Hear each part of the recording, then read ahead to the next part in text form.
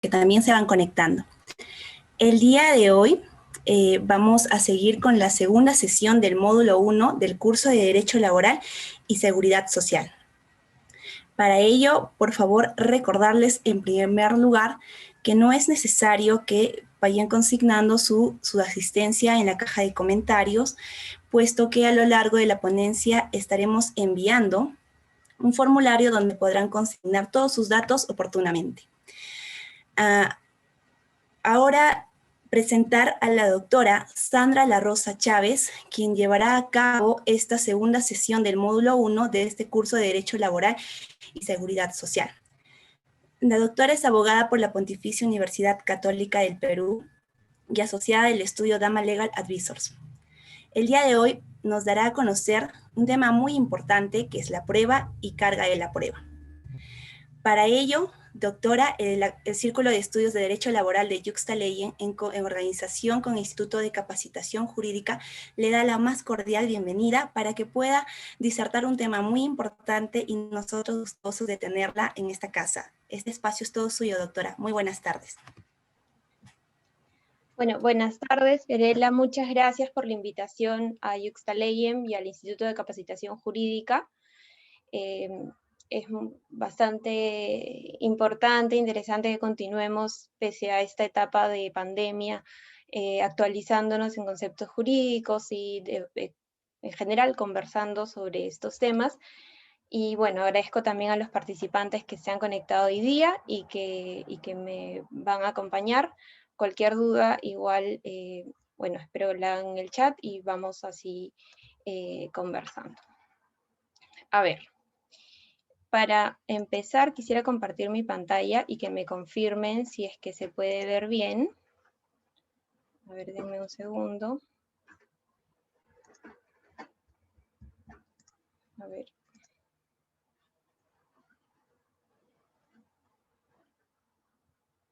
Ya, ahí está. Y ahora quiero ver.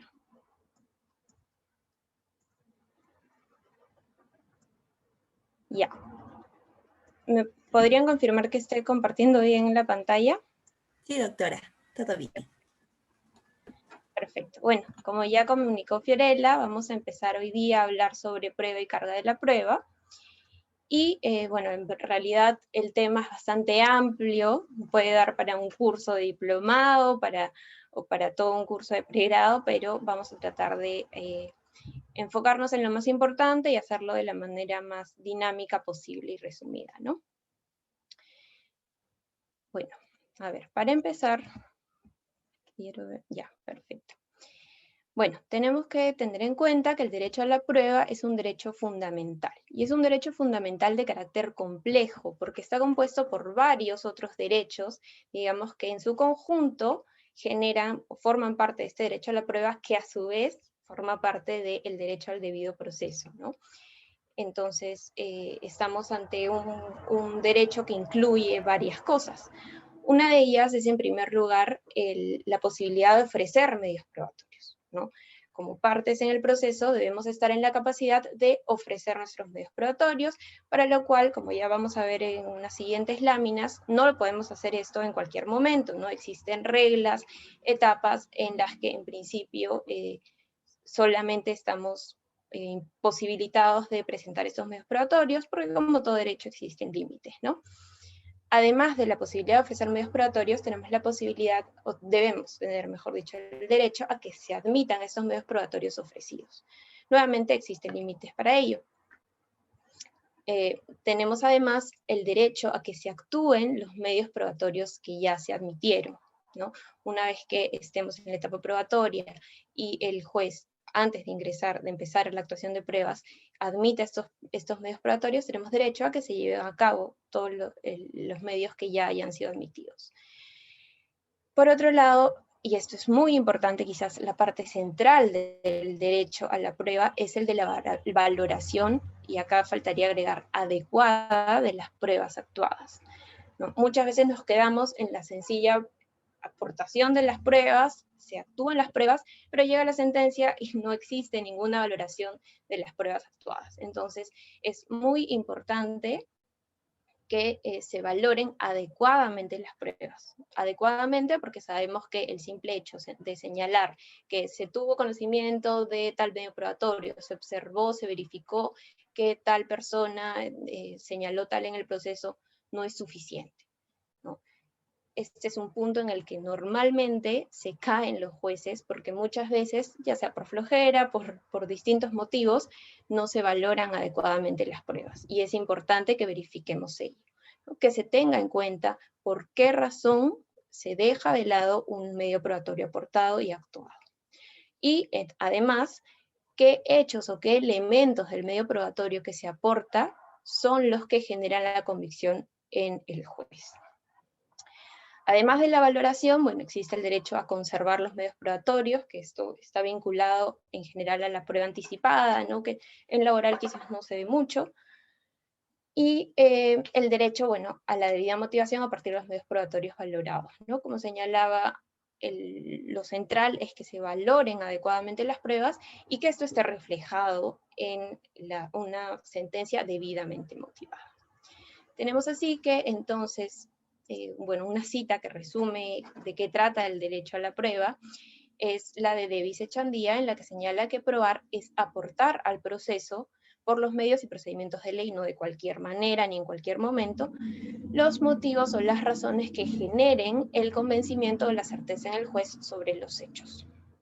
Debemos recordar que los jueces no han participado, no conocen el conflicto, y es recién en el momento en el que tienen a la mano las versiones de las partes y pueden actuar las pruebas que van a ellos determinar la existencia de un hecho, ¿no? Bueno. Respecto a los medios de prueba en el proceso laboral, tenemos, bueno, la definición del medio de prueba no está en la nueva Ley Procesal de Trabajo, pero en el Código Procesal Civil que se aplica supletoriamente sí se indican cuál es la finalidad del medio probatorio. Como ya señalé, es precisamente acreditar la existencia y veracidad de hechos expuestos por las partes. Crear en el juez la convicción respecto de los hechos que son materia de controversia, recordando que no ha estado presente en el conflicto inicial. Y en general servir de fundamento a las decisiones judiciales. Esto es lo más importante en el derecho de prueba. ¿No? Se debe indicar además en la demanda y en la contestación cuál es la finalidad de los medios probatorios que se presentan. Esto es muy importante porque muchas veces no se hace adecuadamente, ¿no? Simplemente se señala que se aporta el mérito probatorio del documento tal y omitimos precisar cuál es la finalidad de ese medio probatorio aportado. En muchos casos llega a ser innecesario el medio o impertinente. Bueno, entre los medios de prueba admisibles en el proceso laboral, en realidad, si bien la norma señala o enuncia la declaración de parte, la declaración de testigos, la exhibición de planillas y de documentos en general, la pericia, la inspección judicial, en realidad estos medios de prueba no son los únicos, ¿no? Es claro el Código Procesal Civil al señalar que existen medios de prueba típicos, ya que la finalidad es bueno, no va a ser obtener la certeza absoluta, pero al menos generarnos convicción sobre un hecho, ¿no? Y tratar de llegar lo más posible a esta verdad, aunque no vayamos a llegar a la verdad absoluta. Dentro de estos medios de prueba típicos que se presentan en el proceso laboral, suelen darse estos oficios a SUNAT o a Salud para que reporten o den cuenta de, por ejemplo, si es que el trabajador ha aportado a Salud, ¿no? Porque esto nos puede generar, al menos en los casos de despido o de indemnización por despido, no necesariamente indemnización por despido arbitrario, sino más bien la indemnización por daño emergente, por lucro cesante, por daño moral.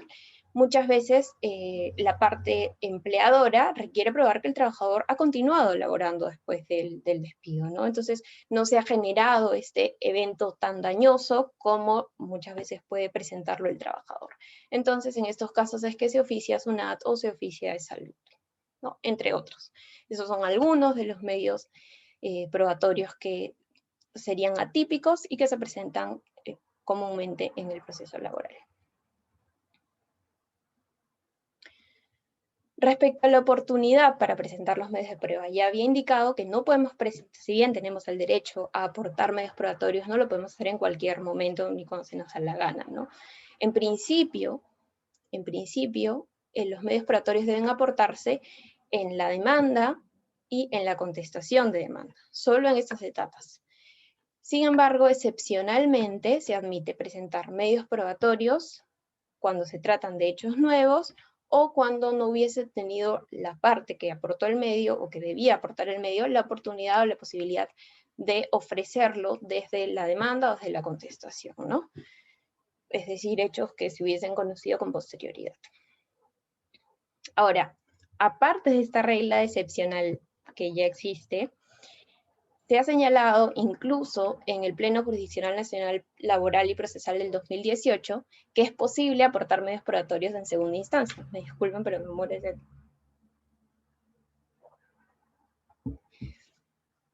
¿Y cómo así? Bueno, lo que determinaron es que de manera excepcional es posible incorporar y valorar medios probatorios de forma extemporánea, valiéndose de alguna forma del artículo 21 de la nueva Ley Procesal de Trabajo, pero restándole esta parte de hechos nuevos que hubiesen sido conocidos u obtenidos con posterioridad, ¿no? De alguna forma dice, no se puede interpretar esto de manera cerrada o restrictiva, pues lo contrario afectaría el principio de veracidad. Entonces, de alguna forma, en realidad, puntualmente la pregunta fue, ¿es posible actuar medios probatorios en segunda instancia? Y la decisión del Pleno fue que sí. De manera excepcional nuevamente, pero cabe la posibilidad. Además, hay que recordar que el juez de oficio puede ordenar la práctica de pruebas adicionales y que esta decisión es inimpugnable. De hecho, recientemente me pasó en una audiencia que el juez de oficio, como la posición de la parte demandante era totalmente opuesta a la parte demandada, básicamente el tema era así. El demandante decía que no se le había dado ni un día de vacaciones en 7 años, ¿no? Y la parte demandada decía que sí se le había dado vacaciones, no en su totalidad, pero sí se le habían dado varios días de vacaciones, ¿no? Para esto existían medios de prueba, pero muy limitados, solamente había un acuerdo, ni siquiera un acuerdo, era básicamente uno de estos formatos en los que el trabajador reconoce que sale de tal fecha a tal fecha de vacaciones. Y bueno, ese era el documento que se tenía. Y boletas de pago. Las boletas de pago para el juez no eran suficiente convencimiento porque determinaba que bueno, muchas veces podía ocurrir que se consignaba en la boleta, pero a la hora de la hora no salía efectivamente de vacaciones. Entonces, en este caso, bueno, la parte demandada lamentablemente no había ofrecido como medio probatorio la declaración de parte del demandante. Entonces, de oficio el juez lo hace. ¿Y qué determina o digamos, con qué se encuentra? Que lo primero que le pregunta es, bueno, señor, y usted dígame, porque no entiendo. Acá la parte de demandante, o sea, usted está diciendo que no ha usado ni un día de vacaciones. Por otro lado, sale la parte demandada y me presenta un papel en el que usted dice que sí salió de vacaciones. ¿Salió o no salió? Bueno, sí salí. Ya, entonces ahí de plano ya cayó su versión de los hechos, ¿no? Y seguramente él no esperaba que lo agarren así en frío el juez, ¿no? Y claro, como tiene que jurar además que dice la verdad y todo, bueno, supongo que en ese momento el trabajador debe haberse sentido acorralado y bueno, admitió que sí había gozado algunos días de vacaciones. Entonces, hay que recordar esta posibilidad de que de oficio el juez pueda solicitar o ordenar la actuación de una prueba adicional. Luego tenemos que las partes están obligadas a asistir a la audiencia donde se actuarán los medios probatorios. Y además, cada parte que aporta un medio probatorio debe encargarse de que, en este caso, por ejemplo, si vamos a llevar un testigo, la parte que ofrece al testigo debe encargarse de que el testigo pueda asistir. En realidad, hoy por hoy en la virtualidad, no existen reglas para traer al testigo al proceso, ¿no? Pero más allá de que no existan las reglas, por lo general la parte que ofrece el testigo va a enviarle el link y en ese momento se conecta, pero es eso, debemos verificar que el testigo o la parte o la prueba que nosotros queremos actuar pueda actuarse y eso es responsabilidad de cada parte aportante de la prueba. Además hay que tener en cuenta que el hecho de que no se pueda actuar una prueba no implica ya de plano que no se puede emitir la sentencia, ¿no? Si de otros medios probatorios es posible advertir o acreditar un hecho, ya no es necesario que se actúen todas las pruebas. Por último, recordar que la presentación extemporánea de los medios de prueba no genera la nulidad de la sentencia apelada, ¿no? Muchas veces ya es decisión del propio juez determinar si es que va a considerar o no el medio probatorio.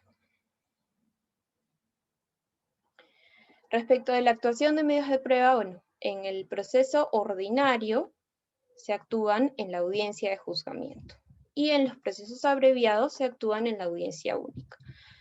Si en el caso del proceso, estamos en un proceso abreviado y una audiencia única, se requiere de algún oficiar a alguna entidad, por ejemplo, en el caso de SUNAT o de salud que comentaba, o en general hay alguna prueba adicional que actuar, en ese caso se va a postergar probablemente la audiencia, habrá una continuación de la audiencia, ¿no?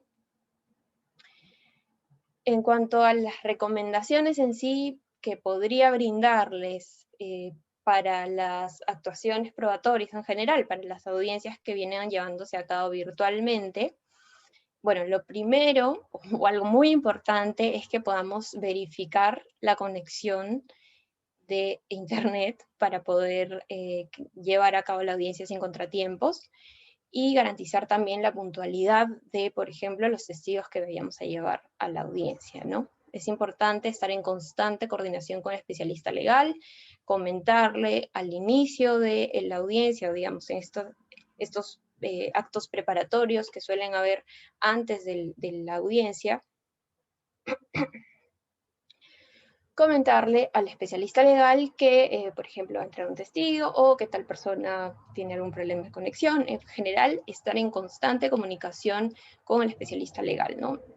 Están facilitando sus números, sus correos electrónicos, entonces hay que aprovechar esas facilidades, digamos, ¿no? Muchas veces en el proceso presencial, digamos, en las audiencias presenciales, no había esta cercanía con los especialistas necesariamente, entonces hoy por hoy podemos aprovechar un poco más eso. Por otro lado, respecto de la actuación de medios probatorios documentales, por ejemplo, de alguna forma la virtualidad nos permite hacer presentaciones probablemente más vistosas. Entonces, si bien se limita un poco la oralidad o de alguna forma la inmediación, en realidad sí es beneficioso para la actuación de medios probatorios documentales, ya que nos permite compartir pantalla, hacer presentaciones vistosas, enfatizar los puntos del documento que queremos presentar o de la prueba que vamos a actuar, para que quede de forma más vistosa o más clara para el juez. Entonces hay, como todo, pros y contras, ¿no? Entonces este podría ser un pro, creo yo, de las audiencias virtuales. Ahora, también es importante que nos centremos en la carnecita en cada proceso, ¿no? La idea es actuar lo más importante y no todos los medios probatorios porque es interminable y finalmente generan desatención en el juzgador. Bueno, nuevamente, como señalaba, el manejo de las situaciones entre problemas de conexión es importante, ya ha pasado en alguna audiencia que se estaba interrogando a un testigo, y bueno, cuando ya se tenía acorralado al testigo, justo hubo un problema de conexión, y bueno, esto hizo perder el hilo al abogado que estaba exponiendo, que estaba haciendo el interrogatorio, y que de hecho ya había conseguido acorralar, digamos, al testigo, ¿no? Entonces es importante que ante estos problemas de conexión que pueden generarse en cualquier momento, podamos saber manejar esta situación y posteriormente al problema que se haya generado, recalcar en el juez, retomar donde nos quedamos, estábamos hablando de esto, y resumir y enfatizar, ¿no? Hay que valernos de estas argucias, digamos, para tratar de manejar la situación de la manera más, o de la mejor manera posible. Ingresando ya al tema de carga de la prueba en sí, es importante que tengamos en cuenta que la carga de la prueba se ha venido entendiendo de una forma incorrecta, ¿no? En realidad, muchas veces nos preguntan qué es carga de la prueba. Bueno, carga de la prueba es quién debe probar un hecho, ¿no? Y la carga de la prueba general es que quien alega el hecho debe probarlo. Ya, en realidad estamos equivocados. No es tan así la carga de la prueba. La carga de la prueba en realidad es una regla de juicio que está dirigida al juez. Es el juez quien debe, además, aplicarla supletoria o residualmente, digamos. Bueno, pero es el juez quien tiene, a partir de la carga de la prueba, que determinar finalmente, digamos, a qué parte le va a otorgar el beneficio de no haber conocido no haber llegado a generarse una convicción sobre un hecho y a quién finalmente va a afectar con esta situación, ¿no? Entonces, la regla o la carga de la prueba en sí lo que busca es que cuando el juez no tenga elementos o medios probatorios que le permitan generarse convicción, en ese momento recién va a decir, bueno, por carga de la prueba me corresponde determinar que este hecho que no le he podido conocer finalmente debía específicamente o principalmente acreditarlo quien, el trabajador, el empleador, y en función a eso es que va a juzgar y a sentenciar, ¿no? Esto es así porque, bueno, no se puede dejar sin sentencia, digamos, o no se puede dejar de administrar justicia ante un hecho por simplemente fallas o faltas de elementos probatorios, ¿no? Pero estamos entonces ante un carácter residual de la carga de la prueba. ¿Esto por qué es así? Porque en principio existe un principio de comunidad de la prueba, por el cual toda persona, toda parte en el proceso, tiene que aportar los medios probatorios que vayan a servir al juez para formar su decisión y emitir una sentencia, ¿no? La idea, en principio, es que las partes prueban sus versiones a través de medios probatorios y el juez, tomando en cuenta todos los elementos que tiene, falla o emite una decisión, ¿no? Y solamente en caso de que estos elementos probatorios no sean suficientes, es que va a, valiéndose de la carga de la prueba, fallar en uno u otro sentido. Ahora, si bien la regla en principio está dirigida al juez, también las partes se aprovechan de eso, como es natural, digamos, al señalar, bueno, este hecho o claro, el probar este hecho me conviene o no me conviene en función a si está en mí o no la carga de la prueba, ¿no? Entonces, cuando recaiga sobre la parte demandante o sobre la parte demandada la carga de la prueba, esa parte se esmerará más, digamos, en aportar los elementos probatorios que le permitan al juez formarse convicción sobre lo sucedido. Entonces, como ya mencioné, la regla general de aquel que alega un hecho debe probarlo no es la carga de la prueba en sí. Es una de sus reglas y ni siquiera es la principal hablando del proceso laboral. En cuanto, bueno, la lógica de la carga de la prueba es que quien esté en mejor capacidad de probar un hecho sea quien deba hacerlo. Y esto en realidad nos lleva al siguiente punto, que vendría a ser las cargas probatorias dinámicas, ¿no? ¿Qué son las cargas probatorias dinámicas? Pues bien, es esta regla o este criterio que se generó doctrinariamente para atribuirle a la parte que esté en mejor condición de probar un hecho la carga de la prueba, ¿no? Entonces, básicamente esto consiste en considerar que la ley, si bien en principio va a atribuir a la parte que esté en mejor posición de probar un hecho, le va a atribuir la carga de la prueba, no siempre es así, no siempre se va a cumplir esto.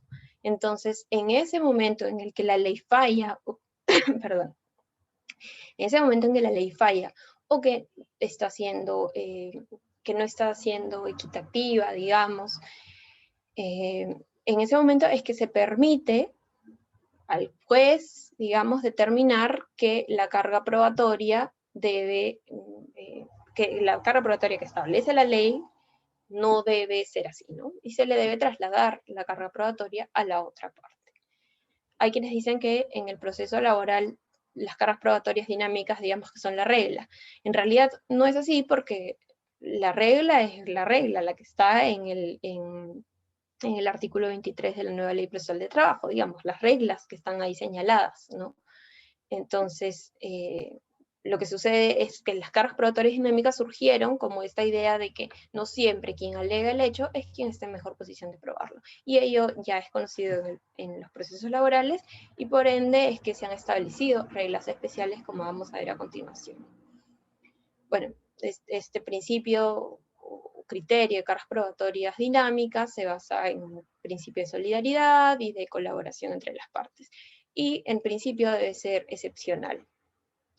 Como mencioné, la aplicación en el proceso laboral es poca o nula, porque en realidad nuestra norma laboral, nuestra nueva ley procesal del trabajo, ya es bastante equitativa, si se quiere, o cuidadosa con intentar asignar la carga de la prueba a la parte que está en mejor posición de probar el hecho.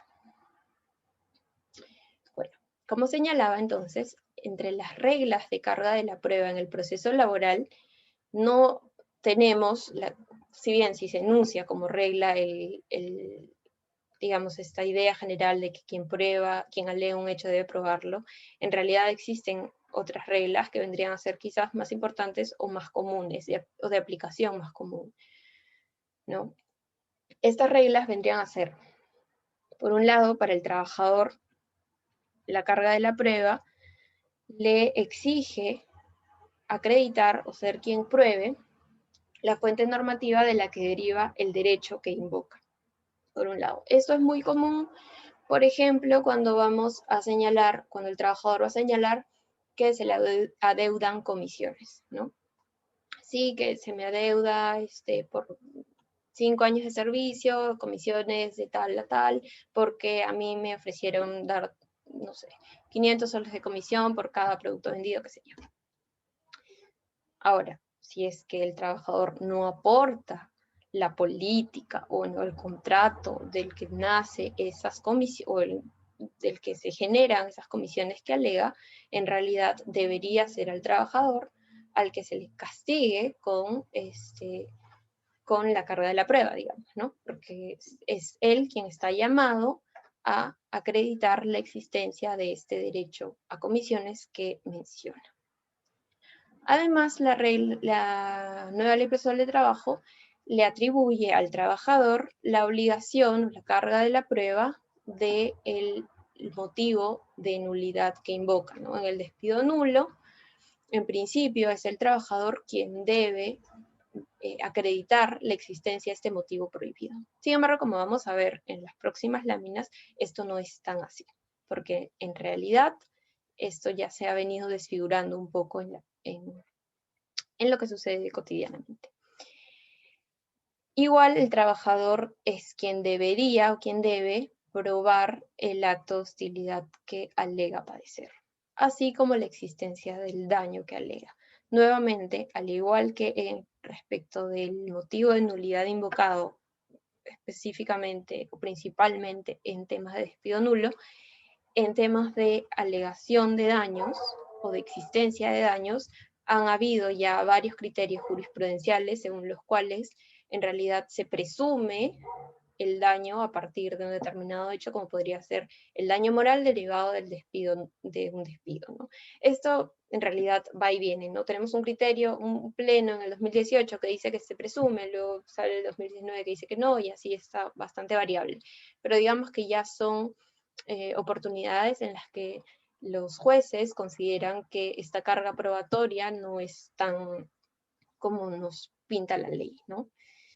En cuanto al empleador, en principio la carga probatoria recae sobre él cuando cuando se trata de probar el pago o el cumplimiento de obligaciones laborales, su extinción o su inexigibilidad. Igual respecto del motivo o la existencia de un motivo razonable distinto al hecho lesivo, alegado. Y finalmente el estado del vínculo laboral y la causa del despido. En principio, digamos que la carga de la prueba está más o menos balanceada, entre comillas, entre trabajador y empleador, pero como vamos a ver, esta regla o este balance no se cumple tanto porque se considera por regla general del proceso laboral, digamos, por, por marco general, que el proceso laboral está orientado a proteger derechos laborales, ¿no? Por eso es que el 99.9% de los procesos son de un trabajador reclamando algún derecho o exigiendo el cumplimiento de alguna obligación del empleador. Perdón. Como señalaba, en realidad existen algunos casos en la práctica en los que esta regla de carga de la prueba establecida en la nueva Ley Procesal de Trabajo no se cumple de forma tan exacta como lo establece la ley. Un ejemplo de ello son las horas extras. ¿Y qué ocurre en muchos casos? Y bueno, acá traigo a colación un caso tipo, digamos, porque lo he visto en varias ocasiones, que en principio el derecho, perdón, la prestación de servicios fuera de la jornada, la prestación en sobretiempo, las horas extras que reclama un trabajador, deberían probarse o deberían ser probadas por el trabajador, ¿no? Que es quien debe acreditar que efectivamente laboró fuera de hora, ¿no? Esa es la regla general, como está incluso asignada en la nueva Ley Procesal de Trabajo. Sin embargo, lo que se viene aceptando ya en varios procesos es que el demandante, la parte trabajadora que alega haber laborado horas extras, simplemente solicita como medio probatorio la exhibicional del registro de asistencia, ¿no? Trasladándole de alguna forma esta carga de la prueba a la parte empleadora, considerando que el empleador es quien tiene este documento, ¿no? Entonces, ahora, ojo que el documento no simplemente porque tengas un registro de asistencia vas a necesariamente acreditar que hubo hora extra. O sea, digamos, pueden haber casos, hay casos, en los que el trabajador puede haber marcado, digamos, pasada la hora, pero por otros temas extralaborales, digamos, ¿no? Entonces, sin embargo, bueno, sí se acepta que el registro de asistencia, digamos, es el medio idóneo para acreditar horas extras, pero como señalo, no es necesariamente el único. Sin embargo, como señalaba, se viene aceptando que el trabajador reclama horas extras y simplemente le pide al empleador que sea quien exhiba el registro de asistencia. Si estamos probablemente hablando de horas extras o de trabajo en sobretiempo ocurrido muchos años atrás, el empleador muchas veces no lo tiene. ¿Y qué sucede en estos casos? Pues lo siguiente, que el juzgador considera que el empleador no ha aportado, no ha contribuido con llegar a la convicción sobre el hecho y por tanto toma en cuenta su conducta de forma contraria a sus intereses, ¿no? De alguna forma valiéndose de la presunción contenida en el artículo 29 de la nueva Ley Procesal del Trabajo, en virtud de la cual las partes o la conducta de las partes es la que debe valorarse para determinar si un hecho es como se alegó o en general para producir un perjuicio en la parte que a criterio del juez no ha actuado de buena fe o de forma correcta en el proceso, ¿no? Entonces, en ese caso, puntualmente, lo que dice la casación, la Corte Suprema, es que si bien resulta claro que la prueba de las horas extras por tratarse de hechos extraordinarios dentro de la prestación del servicio le corresponde al demandante, y en el presente caso, teniendo presente que el prestador de servicios no tiene la facilidad de acceso a los medios probatorios necesarios para demostrar sus alegaciones, en virtud de que la carga de la prueba en el proceso laboral es dinámica, bueno, de acá del plano considero que es dinámica, en realidad no es tan así, lo que implica que la mayor parte de ella debe recaer en la parte que se encuentre en mejores condiciones de aportar los medios probatorios. Bueno, la lógica efectivamente de la Ley Procesal de Trabajo, la nueva Ley Procesal de Trabajo es eso, ¿no? Ello conduce a concluir que la parte demandante ha satisfecho la carga de la prueba al solicitar la exhibicional del libro de control de asistencia. O sea, finalmente ya la carga de la prueba, como decía, se traslada al empleador, ¿no? Entonces, desde el momento en el que el empleador no cumple con exhibir ese registro de asistencia, fue.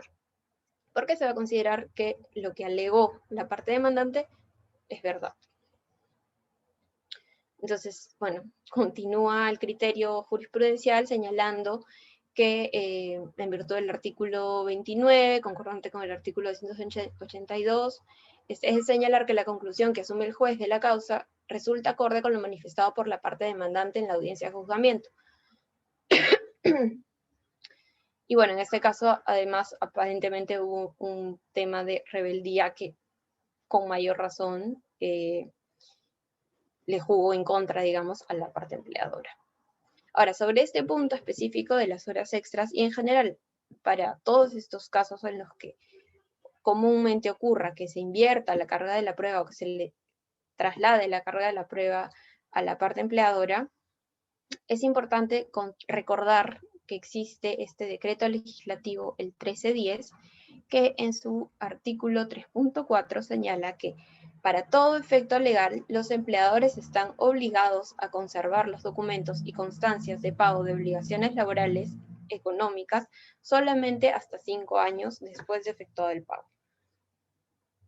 Las instancias administrativas, inspectivas, judiciales y arbitrales deben observar esta disposición en sus actuaciones.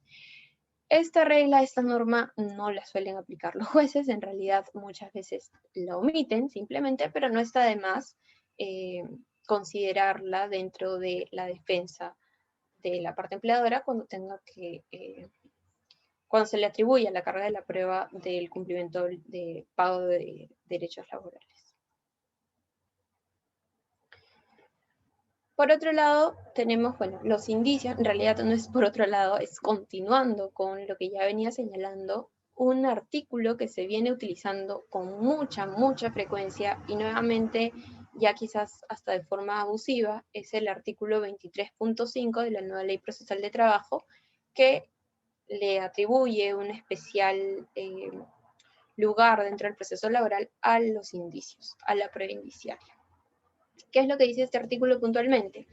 Que en aquellos casos en que de la demanda y de la prueba actuada aparezcan indicios que permitan presumir la existencia del hecho lesivo alegado, el juez debe darlo por cierto, salvo que el demandado haya aportado elementos suficientes para demostrar que existe justificación objetiva y razonable de las medidas adoptadas y de su proporcionalidad. En realidad suena hasta quizás un poco enredado el artículo, pero básicamente lo que dice es que en algunos casos van a existir indicios que van a ser suficientes para el juzgador para tener por cierto un hecho lesivo alegado, o sea, por tanto, que ha presentado la parte demandante. Y para esto, en todo caso, para contrarrestar esta certeza que ya se genera el juez a partir de meros indicios, se le pide al demandado que aporte los medios probatorios suficientes para justificar las razones por las que este hecho lesivo, digamos, no habría sido tal, o para justificar que las medidas adoptadas hayan sido proporcionales. Ahora, este artículo está siendo deformado, creo yo, en algunos casos, por algunos jueces, en realidad bastantes jueces quizás. Porque, ¿qué es lo que sucede? He podido revisar varios casos en los que se demanda despido nulo, se demanda la reposición por despido nulo por ejemplo, participar en una huelga. Y los indicios de los que se vale el juez para considerar que el despido efectivamente fue nulo es, por ejemplo, ser afiliado sindical y haber participado en una huelga y que se haya producido el despido. Nada más. Ahora, desmenuzando un poco el caso, les cuento qué fue lo que pasó. En realidad, en este caso, lo que ocurrió es que unos dirigentes sindicales que tenían años años actuando como dirigentes sindicales, fueron despedidos luego de participar en una huelga que no originaron ellos, digamos que no organizaron ellos, sino una huelga de una federación a la que ellos pertenecían, que se habían inscrito como organización sindical. Y en esta huelga, que además es importante mencionar, el empleador les dio el permiso para asistir a la huelga, que era trasladarse de Pacasmayo a Lima, o sea, era viajar incluso para poder participar en la huelga. Bueno, en esta huelga portaron pancartas con frases que el empleador consideró injuriantes y ello motivó el despido, ¿no? O sea, se les sancionó por despido, por falta grave, o sea, perdón, se les aplicó el despido por falta grave por haber emitido frases injuriantes, injuriosas contra directivos de la empresa, en un contexto en el que no estábamos ante una negociación colectiva, una huelga del sindicato, digamos, efectuado, una manifestación fue efectuada fuera del local de la empresa, no, estábamos ante un contexto totalmente distinto, era una federación que organizaba una huelga, los trabajadores se plegaron a esa manifestación y bueno, en este contexto fue que ocurrió el despido, o la falta que generó el despido. Entonces, en este caso, el juez solamente ha valorado el hecho de que los trabajadores despedidos eran dirigentes sindicales que participaron en una huelga y básicamente eso, nada más. Entonces, para esto se valieron del artículo 23.5 de la nueva Ley Procesal de Trabajo. Y un punto importante a mencionar en este caso es que lo que señaló la sala, porque esto fue en segunda instancia, que se le da la razón a los trabajadores, en primera instancia se declaró infundada la demanda.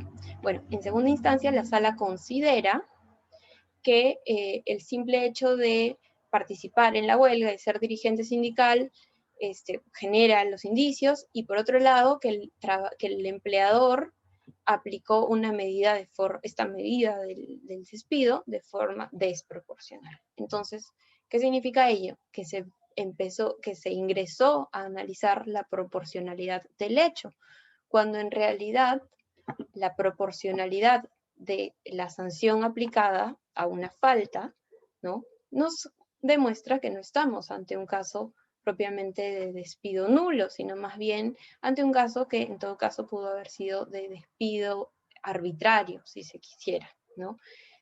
Digamos, ahí lo que se tiene, cuando entramos a analizar proporcionalidad del hecho, no podemos estar ante un caso de despido fraudulento, ni tampoco de despido nulo, porque en realidad lo que se debe analizar en el despido nulo es la existencia del motivo prohibido. Y en el despido fraudulento sí se generaron hechos inexistentes, sí se fabricaron pruebas, etc. Estamos entonces ante otro tema, ¿no? Si ya vamos a ingresar, si ya vamos a considerar que hubo efectivamente una falta y vamos a analizar la proporcionalidad de la sanción aplicada, ya no estamos ante un caso de despido nulo ni ante un caso de despido fraudulento. Pero bueno, este criterio viene siendo analizado ya recurrente, no analizado, viene siendo adoptado de forma ya recurrente por la judicatura. Entonces, hay que tenerlo en cuenta también porque en realidad la prueba indiciaria, si bien es totalmente válida y tiene cabida en el proceso laboral, quizás ya se pueden estar generando algunos excesos en su aplicación. En el mismo sentido, se ha considerado, por ejemplo, en la casación laboral 20352-2015, que la no renovación de un contrato desnaturalizado fue considerado como despido nulo por afiliación sindical, simplemente por el hecho de que el contrato estaba desnaturalizado y el trabajador estaba afiliado a un sindicato, ¿no? Entonces, el hecho de que el trabajador se haya afiliado al sindicato no necesariamente va a ser prueba de un despido nulo, o de que el contrato no se renovó por despido nulo. Sin embargo, es un criterio que ya existe, digamos, de manera masiva, si se quiere, en el Poder Judicial respecto de la no renovación de contratos, ¿no? Cuando existe afiliación sindical del trabajador.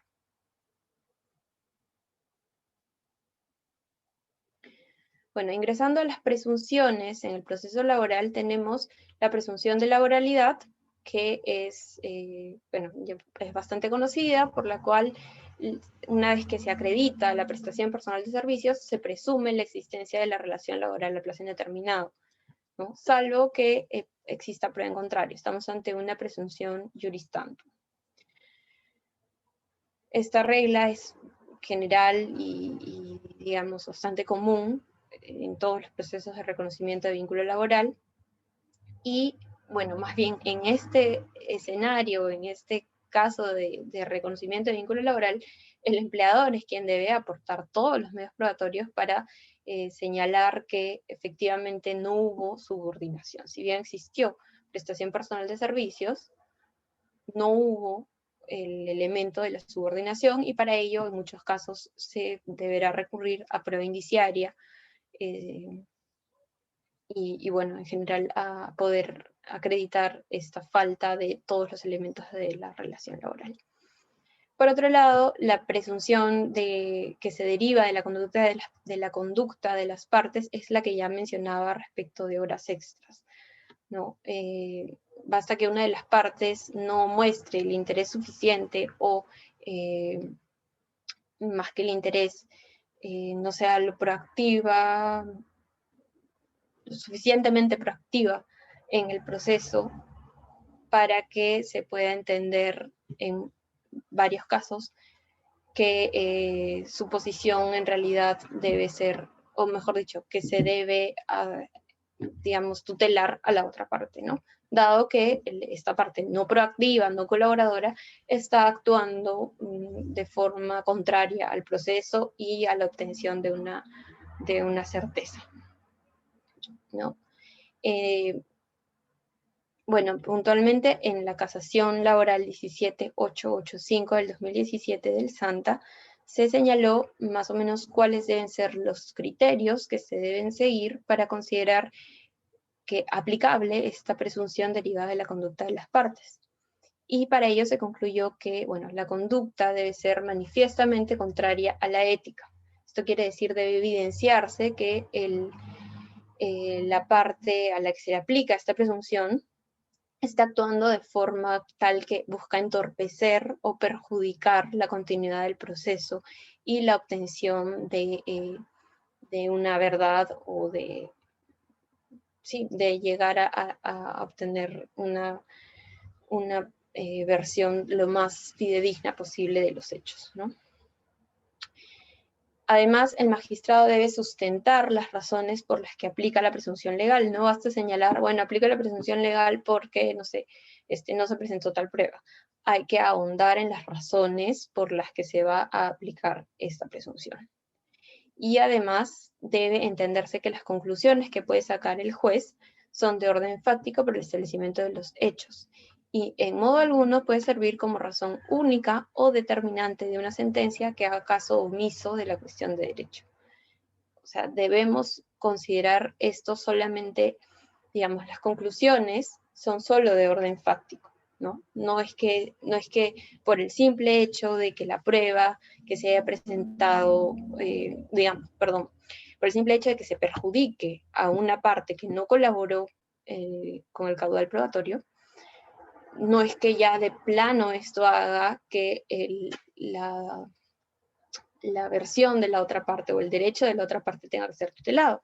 Estamos acá no únicamente en el nivel probatorio de hechos, pero las cuestiones de derecho van por un carril propio, digamos, ¿no? Entonces se deben valorar estas cosas por separado. En cuanto a, bueno, otra presunción laboral, en el proceso laboral tenemos respecto de la existencia de daño moral en el despido. Como ya había adelantado en algún momento, existen plenos que salen en un sentido y en otro año a año. Entonces, en el 2018, ya el Pleno Jurisdiccional Nacional Laboral había concluido que el daño moral se presumía por el simple hecho de que, bueno, todo despido genera fricción y merma el estado emocional y psíquico de la parte trabajadora, y en consecuencia, todo despido, entiende en esta ocasión los magistrados, debía generar digamos, la indemnización por daño moral. Y para ello se acudía a la regla del quantum indemnizatorio, a la regla de la aplicación equitativa, digamos, del quantum indemnizatorio, contenida en el artículo 1332 del Código Civil. Al año siguiente, el Pleno Jurisdiccional Nacional Laboral del 2019 corrigió, pero no completamente, este criterio, señalando que en los procedimientos, o en los procesos, perdón, de despido inconstitucional, incausado, fraudulento, arbitrario, no cabe presumir la existencia del daño moral. Este debe probarse y debe acreditarse con medios probatorios, bueno, directos o indirectos, salvo, señala el Pleno, en los casos en los que, además de vulnerarse el derecho al trabajo, también se vulnerarán otros derechos fundamentales como el honor, la dignidad u otros derechos de la personalidad. Dice, en cuyo caso deberá presumirse el daño moral. Sin embargo, la cuantificación se sustentará en la prueba aportada o en la invocación de determinados parámetros o criterios, y solo en ausencia de ellos se recurrirá a la valoración equitativa del artículo 1332 del Código Civil. Entonces, ya no estamos, en realidad este criterio del Pleno Jurisdiccional Laboral del 2018 fue bastante sui generis, en realidad no es que era el criterio más común en la jurisprudencia, de considerar que en todo despido había daño moral. Ya no estamos bajo ese criterio, salvo en casos en los que se vulnere otros derechos, como el derecho al honor, el derecho a la dignidad, etc. Y en esos casos sí se considera que existe presunción de daño, pero igual el daño deberá cuantificarse, se deberá procurar cuantificar para llegar a establecer un monto indemnizatorio. Solo en caso que no existan pruebas que permitan cuantificar este daño, es que se recurrirá a la valoración equitativa del artículo 1332. En cuanto a la valoración de las pruebas, bueno, tenemos que estamos ante una actividad racional del juez en el que debe considerar todos los medios probatorios aportados, valiéndonos nuevamente del principio de comunidad de la prueba, y, bueno, valorándolos adecuadamente, el juez se genera la convicción respecto del caso o del hecho sobre el que debe decidir. Los sistemas más conocidos de valoración de la prueba son el sistema de prueba legal o tarifada, en principio, digamos, como prueba tarifada, en realidad es la que busca otorgar valor probatorio a cada medio de prueba, sobre la base de, por ejemplo, antes se hacía, la opinión del hombre vale tanto y la opinión de la mujer vale tanto, y entonces sobre la base de este criterio preestablecido, el juez decía, debo fallar en uno u otro sentido, ¿no? El sistema de libre convicción era un sistema, digamos, arbitrario, en el cual el juez va a valorar las pruebas sin sujetarse a un criterio establecido, ¿no? De alguna forma esto va a generar, lógicamente, arbitrariedades, porque simplemente va a bastar lo que el juez buenamente, en el momento en el que esté decidiendo sobre un caso, decida, sienta, piense. Y el sistema de la sana crítica es al que se acoge nuestro sistema jurídico, es el que valora todas todas las pruebas que las partes aportan, y que incluso el mismo juez puede ordenar de oficio, y además toma en cuenta, bueno, las reglas de la lógica y de la experiencia.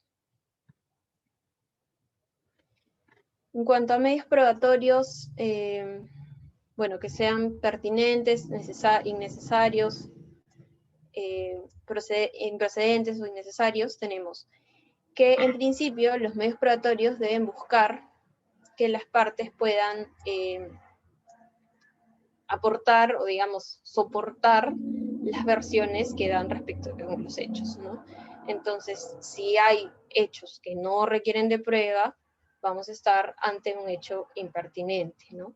Porque en realidad, o innecesario, ¿no? En realidad, si el tema no está en controversia, o si el tema ya fue probado con otra, ya existe otro medio probatorio que soporta este hecho o esta situación que se alega, entonces ya no requerimos actuar estos otros medios, ¿no?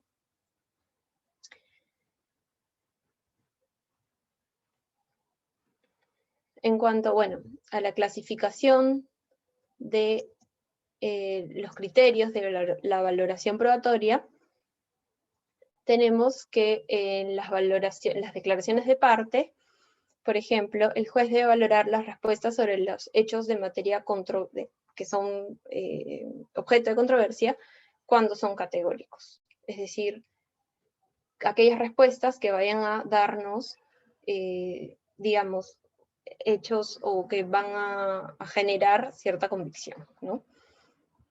La declaración de parte goza de una presunción de veracidad relativa. Recordemos que las partes que declaran tienen que jurar, señalar o decir la verdad.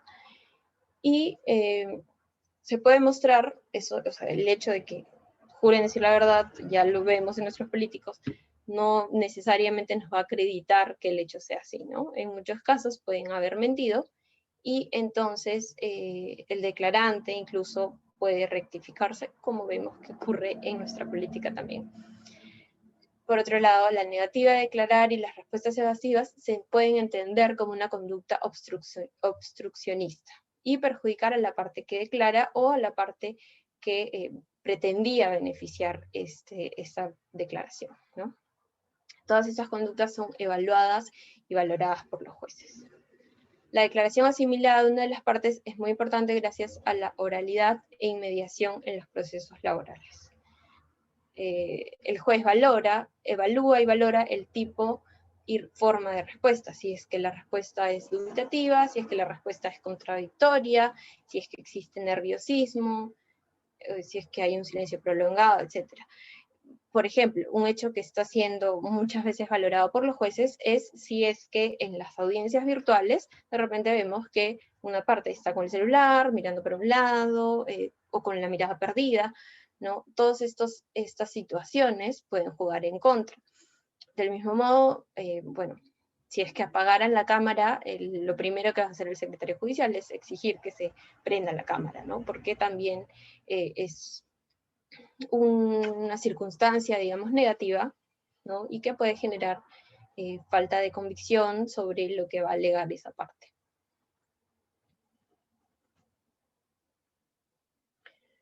En cuanto a la declaración de testigos, bueno, se deben valorar las respuestas en conjunto. En general todas las respuestas son aceptadas, digamos, no es que vayan a aceptarse solo algunas de ellas. Además, debe concentrarse en la esencia de la declaración testimonial y no limitarse a evaluar la condición del testigo. Estamos ante, o sea, lo que se debe buscar probar primordialmente es el hecho, ¿no? Y no tanto, aunque suele usarse también, la condición de quien declara, ¿no? Y bueno, el juez puede fomentar la confrontación entre testigos o entre las partes y aquellos en caso considere que existen contradicciones sobre un hecho relevante de la controversia. Bueno, en el caso que les mencionaba hace un momento, hace rato, sobre la parte a la que le preguntaron si había tomado vacaciones o no, fue bastante claro, ¿no? Le preguntaron, ¿tomó vacaciones o no? No. Pues, perdón, sí, ¿no? Y ahí ya quedó. Pero pudo haberse ahondado también y, digamos, el juez podría haberme pedido la declaración de la parte demandada también para, en todo caso, en ese momento, contraponer las versiones. Ay, perdónenme que creo que he retrocedido todo. Igual me parece que ya estaba llegando al final. A ver, vamos a ver.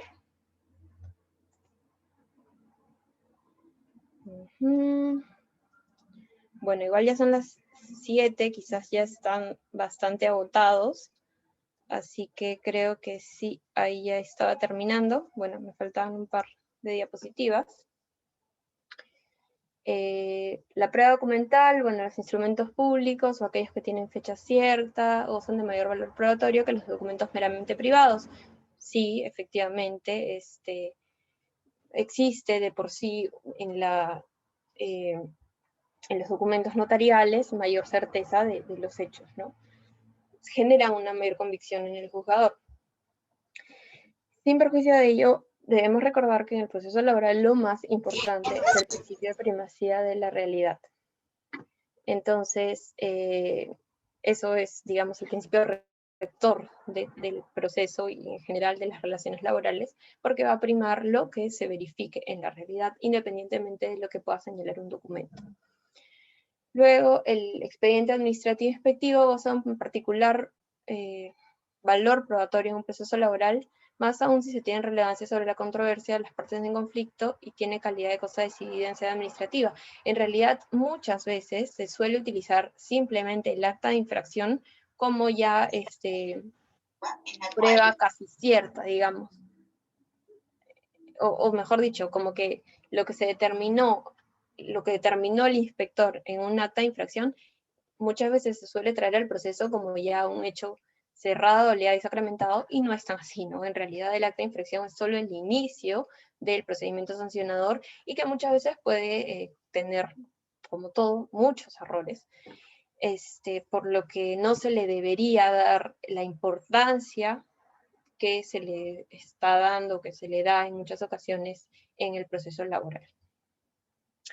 Finalmente, los conflictos sobre beneficios sociales, la exhibición de las planillas electrónicas a cargo del empleador es una prueba privilegiada, ya que es improcedente la tacha contra la información que ellas contienen.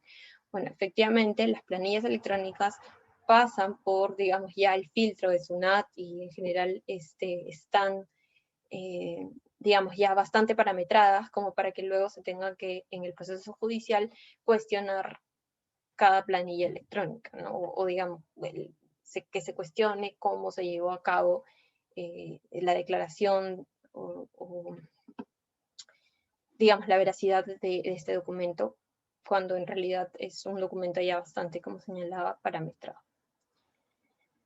La prueba pericial o científica, fiabilidad y contrastabilidad y que refuerce los hechos. Bueno, en realidad, en mi experiencia, muchas pruebas periciales no he visto. Pruebas contables, específicamente, creo que son la mayoría. Y bueno, finalmente inspección judicial, que es la actuación procesal decisiva, pero que puede ser cuestionada, es una actuación del juez en los casos en los que considere necesario. En cuanto a los casos más comunes, digamos, o las controversias más comunes, acá en este cuadro quería presentar más o menos cuáles son los hechos que requieren de prueba y qué medios probatorios pueden ser más pertinentes para cada una de las partes según la carga probatoria que se les atribuya, que deban aportar al proceso. Entonces, por ejemplo, en un proceso de desnaturalización de contratos a plazo determinado, el empleador es quien debe probar la existencia de la causa objetiva y aportar los documentos que acrediten esta causa objetiva. En muchos casos tenemos contratos de trabajo sin una debida causa objetiva y recordemos que si la causa objetiva del contrato no es lo suficientemente fuerte, por más que en la realidad puedan acreditarse hechos que justifiquen o que, digamos, validen esta causa objetiva, si el contrato no la contiene, este contrato no va a considerarse válido, ¿no? La causa objetiva debe detallarse en el contrato y más bien debe procurarse que este contrato o que esta causa objetiva nos lleve a otros documentos que se puedan aportar, informes de producción, informes de operaciones, de ventas, etcétera, que puedan reforzar esta causa objetiva, ¿no? Lo que quiero decir es que en materia probatoria, hablando de desnaturalización de contratos a plazo fijo, no basta que en la realidad o que tengamos otros documentos adicionales que puedan sustentar la causa objetiva si el contrato en sí no la contiene, ¿no? Entonces es muy importante, lo primordial en cualquier caso de desnaturalización de contrato es que el contrato esté bien hecho y que además se condiga con la realidad. Para ello, bueno, algunas pruebas adicionales, pero que a la vez deben ya, digamos, el contrato debe estar bastante claro, es la autorización de funcionamiento municipal. Si es que vamos, por ejemplo, a demostrar que una empresa ha iniciado operaciones o ha abierto un nuevo local recientemente, ¿no? Y esto le genera 3 años para contratar válidamente por inicio de actividad a trabajadores. Entonces, esta autorización de funcionamiento municipal puede servirnos. Igual un contrato de obra o un contrato de servicios con algún cliente que pueda soportar el contrato por obra o servicio específico que tengamos con el trabajador. El informe económico sobre el incremento de las ventas, como señalaba, es importante que además de que nuestro contrato esté muy bien hecho, redactado y sustentado, que podamos tener otros documentos que le puedan generar convicción al juzgador o al juez en este caso, así como también a la autoridad laboral administrativa en los casos en que tengamos inspecciones laborales. Por el lado del trabajador, el vencimiento del plazo máximo de contratación, la contratación para funciones distintas, todos estos hechos son los que a los que le debe prestar atención el trabajador para poder reforzar su posición en un caso de desnaturalización de contrato, ¿no? Si es que fue contratado para labores de secretariado, pero se le mandó, no sé, tener que, qué sé yo, realizar reportes de ventas, me estoy inventando, entonces claramente estamos ante un exceso, ¿no? de las labores para las que fue contratadas, nos estamos saliendo del contrato que se celebró y por ende se podrá cuestionar la desnaturalización de este contrato. Específicamente eso ocurre en los casos de servicio específico u obra determinada, ¿no? Si yo contrato a un trabajador para específicamente, no sé, realizar entrevistas y realizar un proceso de selección, llevar a cabo un proceso de selección de personal, ¿no? Pero a la hora de la hora lo tengo capacitando a otra gente, a mi gente en temas de seguridad y salud en el trabajo. Definitivamente me salí de la causa objetiva y por ende este trabajador va a poder alegar, oye, mira, en realidad yo brindaba capacitaciones y qué sé yo, y por más que el contrato haya estado muy lindo y haya sido muy claro y efectivamente el trabajador haya sido contratado para este proceso de selección, si en la práctica hace otra cosa, estaremos ante una desnaturalización del contrato. No cumplir con las formalidades del contrato, etc. En materia de desnaturalización de contratos de locación de servicios, ahí hay muchísimo caudal probatorio necesario. ¿No? Por el lado del empleador, debe probar que el trabajador laboraba con autonomía, que llevaba sus materiales, que no se le entregaba o que no se le asignaba un lugar de trabajo, que no tenía un horario de trabajo, etc. Por el lado del trabajador, más bien todo lo contrario, tendrá que mostrar, por ejemplo, que tenía photocheck, que se le exigía cierto uniforme, que se le daba laptop, que se le fiscalizaba el tiempo en el que debía trabajar, etc. Existen en los protocolos de SUNAFIL bastante detallados el listado de los documentos que pueden aportar o que debe aportar el empleador, digamos, si va a señalar que el trabajador fue autónomo o el trabajador para señalar que fue subordinado, ¿no? En los protocolos de SUNAFIL hay incluso un listado bastante detallado sobre incluso cada elemento de la relación laboral en función al medio probatorio que se va a analizar. Si vamos a analizar subordinación, se va a verificar que, por ejemplo, si se le entregaba herramientas de trabajo, por ejemplo, si se le daba photocheck, por ejemplo, si se le consideraba dentro del aniversario de la empresa, si se le consideraba, si se le daban premios, si se le sancionaba, etcétera, etcétera, etcétera. Entonces, para los procesos en general nos sirven de alguna forma los protocolos de SUNAFIL, al menos respecto de este material probatorio que hay que utilizar.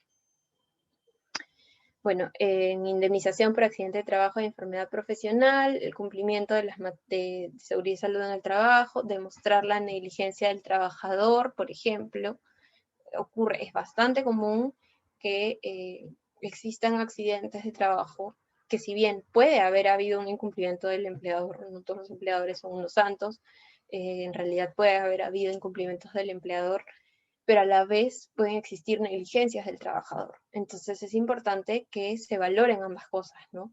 Porque no es lo mismo que el empleador, que solamente el empleador haya incumplido y que se haya generado un accidente de trabajo, a que al trabajador se le haya otorgado EPP, se le haya capacitado, etcétera, y el trabajador haya incurrido en una actuación negligente, ¿no? Entonces se deben valorar ambas cosas. Igual, por el lado del trabajador, se deben considerar, bueno, los informes médicos, debe pedir las evaluaciones del médico ocupacional, estar atento a sus resultados, ¿no? Verificar que si es que hubiera habido algún perjuicio en su salud por las labores realizadas, que se deje constancia o se pueda tener la prueba o el medio probatorio para acudir a un futuro proceso laboral. Igual conocer el nexo causal entre las labores que realiza y una posible enfermedad que tenga. Hay enfermedades que pueden ser comunes y que pueden haberse suscitado en cualquier espacio de la vida del trabajador y que sin embargo sí se hayan visto agravadas por las funciones realizadas por el trabajador, ¿no? Entonces hay que estar muy atentos al nexo causal y a la vinculación entre las labores que se realizan y la posible enfermedad ocupacional o enfermedad común en general que se le genere. En el despido arbitrario, bueno, el procedimiento de despido y causa justa que debe ser probado por el empleador, debe acreditar haber actuado dentro de los límites de razonabilidad, de proporcionalidad y de gradualidad de la falta. Y por el lado del trabajador, para alegar la existencia de un despido arbitrario, las constataciones policiales que son bastante comunes, que es importante dejar constancia de ello, digamos, de cualquier impedimento de ingreso al centro laboral, igual inexistencias de la falta o desproporcionalidad en la medida cometida, si es que no se le informó de las faltas o de las obligaciones que tiene el básico tener el RIT, digamos, ¿no? Si no se le ha otorgado el RIT, estamos ahí ante un cuestionamiento importante. Y bueno, finalmente en temas de despido nulo, que es lo que ya he señalado, en principio la carga de la prueba recae sobre el trabajador, pero en realidad por esta propia disparidad de la relación laboral, muchos jueces vienen entendiendo que en realidad quien está en mejor posición de probar el despido nulo es el empleador de alguna forma, porque al trabajador simplemente se le exige mostrar indicios, ¿no? Bueno, me he explayado bastante, creo. En realidad esa es más o menos a grandes rasgos una primera aproximación al derecho a la prueba y a la carga de la prueba en el proceso laboral, y quedo atenta a cualquier duda que puedan tener. Por lo que veo en el chat hay varios comentarios. Voy a dejar de compartir la pantalla. A ver, perdón.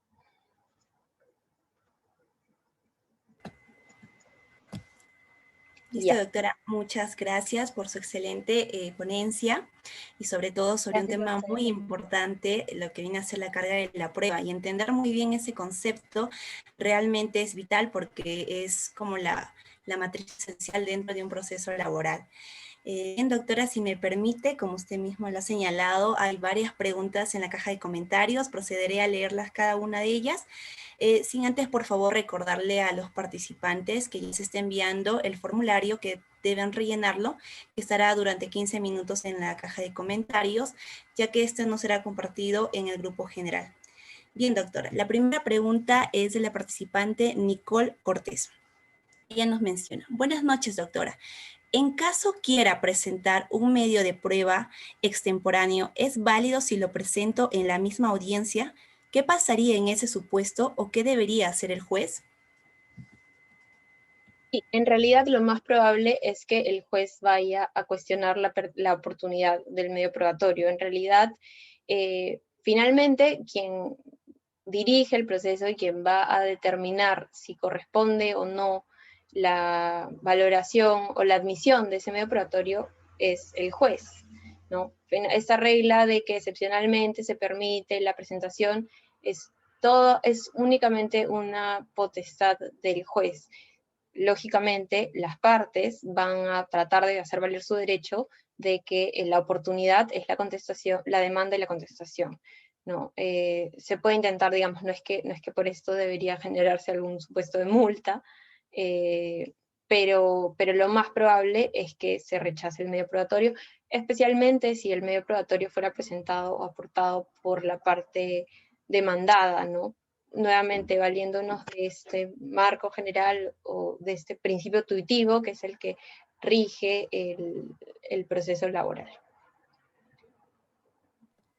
Muchas gracias, doctora. La siguiente pregunta viene de Flor de María Ruiz, que nos señala, ¿cuáles son los medios de prueba que en la práctica usted ve más idóneos para demostrar que el trabajador hace horas extras? Sí, a ver, el medio probatorio más idóneo siempre es el registro de asistencia, ¿no? Pero en realidad muchas veces pueden presentarse correos, llamadas fuera del horario de trabajo, sobre todo hoy por hoy en la virtualidad o en el trabajo remoto en el que nos encontramos, ¿no? Sí, efectivamente, los correos electrónicos, las llamadas fuera de hora, son pruebas no necesariamente certeras, pero por lo menos le dan una idea al juez de que es probable que se haya efectuado esta prestación en sobretiempo, digamos. Bien, doctor, y esta pregunta también tiene relación con la anterior. Nos señala Nicole Cortés. ¿Cómo demostramos que el trabajador laboró horas extras si en la empresa no hubo cuaderno de acontecimiento diario ni libro de registro de asistencia? ¿Podría ofrecerse las declaraciones de otros trabajadores? De ser así, ¿qué tan idóneo sería? Y en realidad siempre se pueden ofrecer declaraciones testimoniales. Hay que para esto también preparar, digamos, al testigo que vamos a llevar para evitar que sea sorprendido por la otra parte o por el juez, ¿no?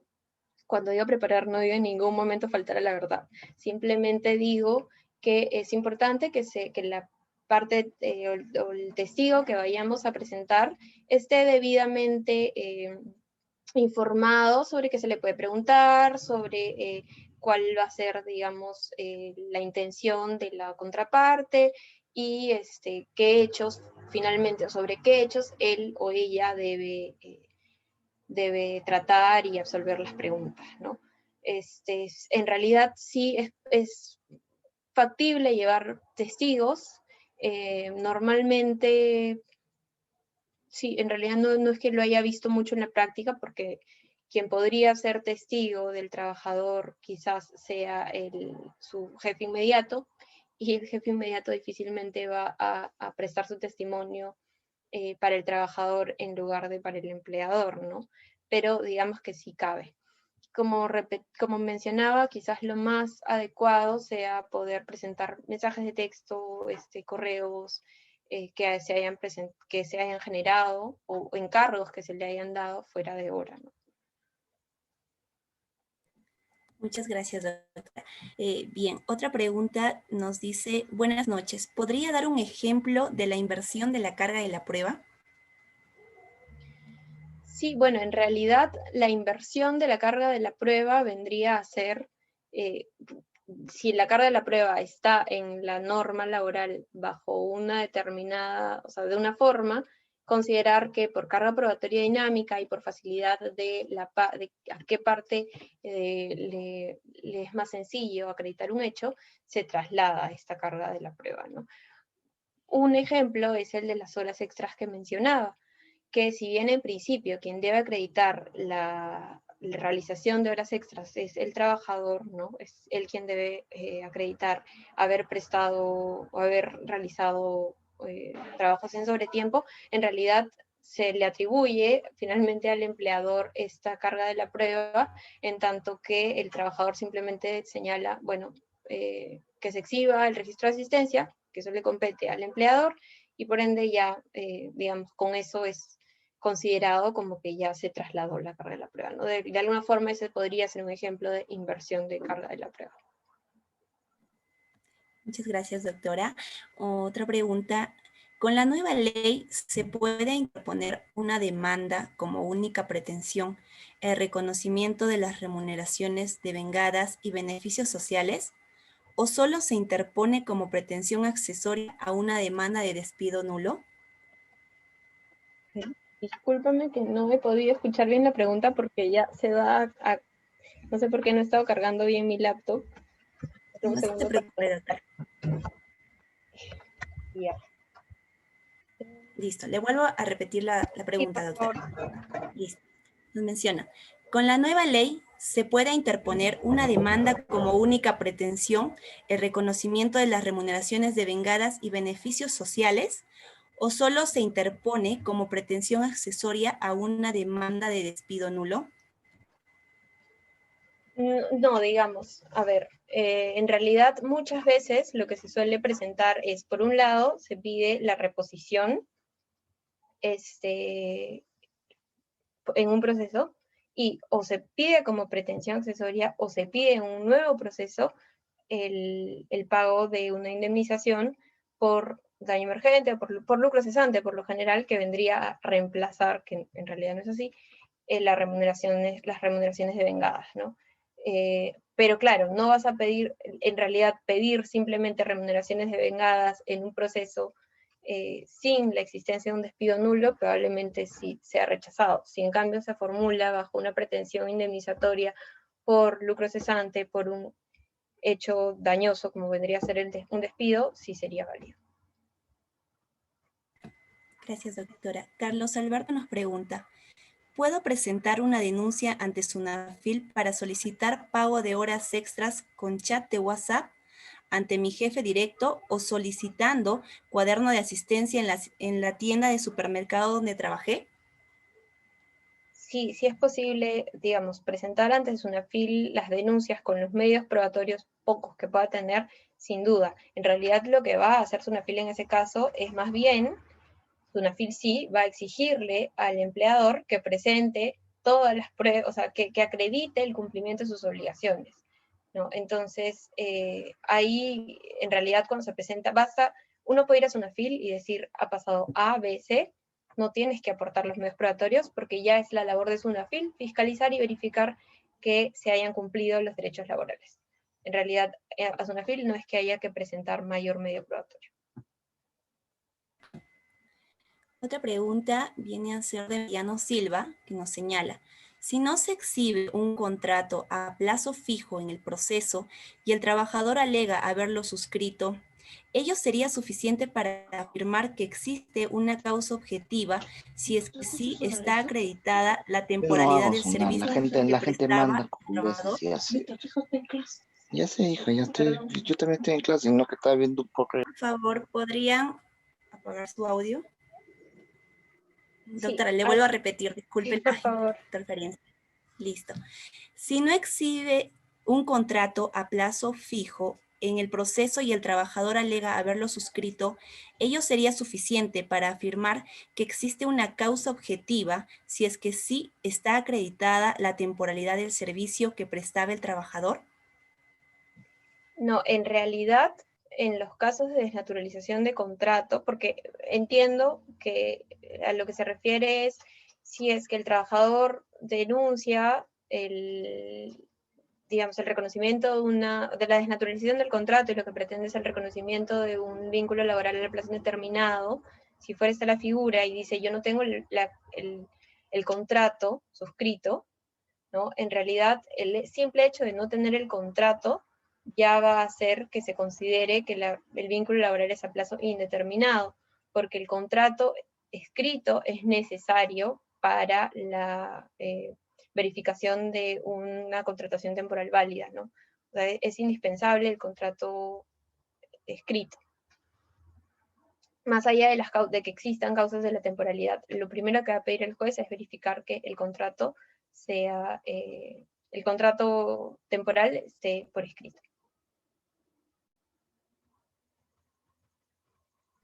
Gracias, doctora. Orquídea Tapia nos señala, si en una institución realizan contratos laborales solo por un año o ejercicio presupuestal y después dicen o hacen contrato por 2 años solo a un trabajador, ¿sería una prueba fáctica? Prueba, a ver, si entiendo bien la pregunta, si es que todos los contratos que se suscriben son por un año y por ahí con un trabajador se celebra un contrato por 2 años, sería una prueba fáctica de desnaturalización de los contratos de un año o algo así. En realidad los contratos temporales deben durar lo que dure la causa objetiva, independientemente de que si yo tengo una causa objetiva que dura 3 años y contrato a un trabajador por un año y a otro trabajador por 2 años, eso es válido. Siempre que existe una causa objetiva que sustente la contratación temporal. Gracias, doctora. Walter Rojas nos menciona, doctora, si un contrato de locación de servicios es declarado nulo porque en control posterior se advierte que el locador no tenía RNP, ¿es posible que el locador gane una demanda por desnaturalización de dicho contrato civil? RNP, perdóname, no sé si es Registro Nacional de Proveedores, que están inscritos al Registro Nacional de Proveedores. La verdad es que no estoy muy segura de si a eso se refiere la pregunta, pero... A ver, no lo ha señalado, doctora, pero a ver, tal vez, por favor, dice, podría... así es, RNP. A ver, ¿me podrías repetir, perdón, la pregunta era si es que no está... A ver, aquí Acá está. ya lo veo. Si un contrato de locación de servicio es declarado nulo porque en control posterior se advierte que el locador no tenía RNP, ¿es posible que el locador gane una demanda por desnaturalización de dicho contrato civil? Bueno, en realidad, en la práctica, lo que se va a verificar es si es que el trabajador actuaba bajo subordinación o no. Más allá de las formalidades de si contaba con RNP o no, lo primordial va a ser verificar si es que su labor era subordinada. Ahora, lógicamente, el trabajador, valiéndonos de esta presunción de laboralidad que mencioné en la exposición, va a señalar que prestó servicios, ¿no? Y va a ser ya, digamos, la carga de la prueba va a estar sobre la parte empleadora para acreditar si es que esos servicios se prestaron de manera autónoma o independiente o más bien subordinada y por tanto si existiría una relación laboral. Gracias, doctora. Y por último, José Piscoya nos menciona, doctora, buenas noches. Las capturas de WhatsApp de las conversaciones entre el trabajador y el empleador son medios probatorios documentales y para acreditar su veracidad se debería pasar un peritaje. En realidad no suelen pasar un peritaje, por lo general no son cuestionadas o si son cuestionadas el juez, digamos, por la parte demandada, el juez igual los admite y los valora. Sí serían prueba documental porque vas a adjuntar un documento donde estén las capturas de pantalla y sí, en realidad son bastante comunes. Se usan actualmente en las conversaciones de WhatsApp con bastante frecuencia. Bien, doctora, eso sería todo. La verdad que habían varias preguntas. Así que, bien. Nuevamente, doctora, excelente exposición. Agradecemos el Círculo de Estudios de Yuxta Leyen en organización con el Instituto de Capacitación Jurídica. Le agradece por su participación en esta segunda sesión del módulo 1 del curso de Derecho Laboral y Seguridad Social. Esperamos que en otra oportunidad contar con su participación y agradecida nuevamente por ello, doctora. Buenas noches. Muchas gracias a ustedes por la invitación y encantada de participar nuevamente en alguna futura ponencia. Gracias, buenas noches con todos. Bien, recordarle a los participantes que ya se ha enviado